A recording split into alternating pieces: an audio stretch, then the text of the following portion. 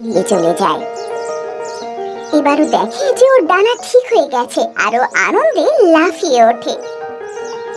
ইয়ে, তার মানে ওই শিকারি যাকে আমি বদমাশ ভাবছিলাম সে ছুটছুটিয়ে আমার চিকিৎসা করছিল। ও নিজের ডানা ছড়িয়ে আকাশে উড়ে যায়। ওদিকে নেকড়ে নিজের দল বল নিয়ে সেই সারসের দলকে হামলা করার জন্য এগোয়। বাচ্চারা সবাই পিছনে থাকবি, আমরা কিচ্ছু হতে দেব না। সারস নিজের বাচ্চাদের কভার করে আর ওদের সামনে এসে দাঁড়ায়।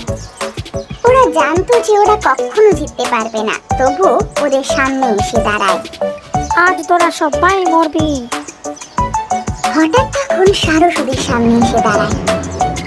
চুপচাপ এখান থেকে চলে যা। এবার আমরা তিনজন আছি, পুরো তিনজন। এক্ষুনি ওদেরকে মজা দেখাচ্ছি।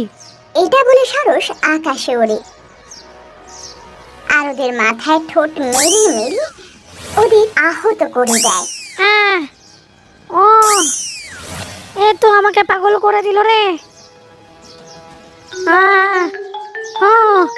আর তিনটে নেকড়ে ওখান থেকে পালিয়ে যায়। लाइक करके चैनल को सब्सक्राइब करेंगे और इस टूटे हुए दिल का हौसला बढ़ाएंगे। प्लीज एक বটন কি করে? যতদূর আমি জানি শিকারী আমার চিকিৎসা করেছে। যখন ও আমার চোখে জলটা দেখলো তখন নিজেও খুব জোরে কেঁদে ফেললো।